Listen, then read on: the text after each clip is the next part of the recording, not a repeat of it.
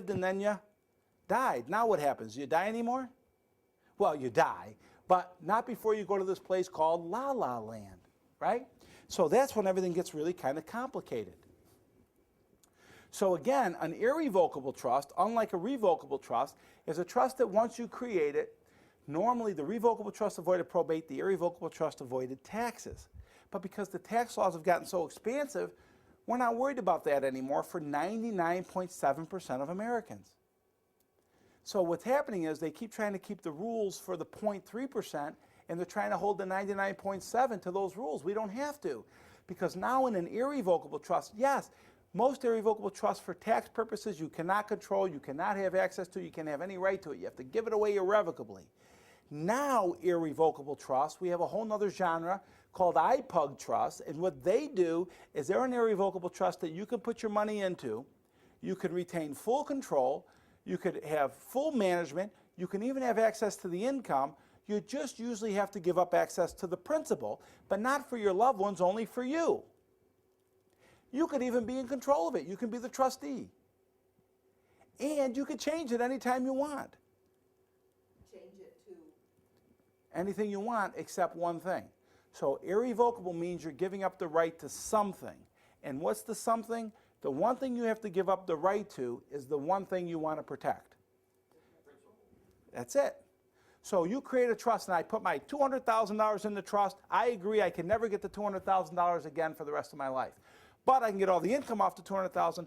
I'm in control of it. It's invested where I want, the way I want, how I want.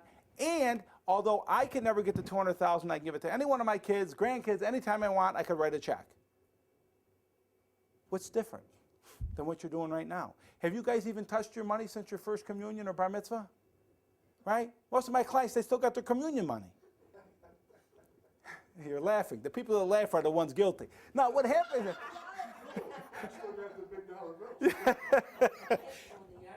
You have to go in the yard and dig it up. You guys are giving away all your secrets. See, what happens here is most people really don't want the money. They just want to know it's there if they need it. But for what? Not for them. They know they're fine. They got pensions. But they want to know, can you pay for the daughter's wedding? Anytime. She's a beneficiary of the trust. Who's not the beneficiary? Just you. And you can be the beneficiary of the income, just not the principal, because whatever you have the right to, who else does? Creditors and predators. But you can change it. Let's say one of your sons irritates you, or he marries a wacky woman. Can we cut him out? You bet. We'll change it tomorrow. Change it back again when he gets divorced. We'll do whatever you want. So things have changed. Trusts are very user-friendly now.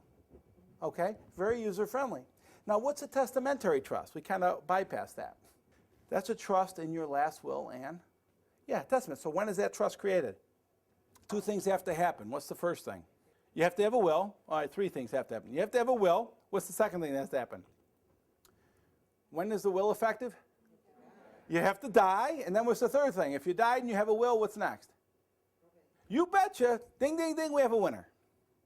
So to have this trust created, you got to first have a testamentary trust and a will. Then you got to die. Then you got to have probate. And then the trust is created by the probate court. Or you can just create it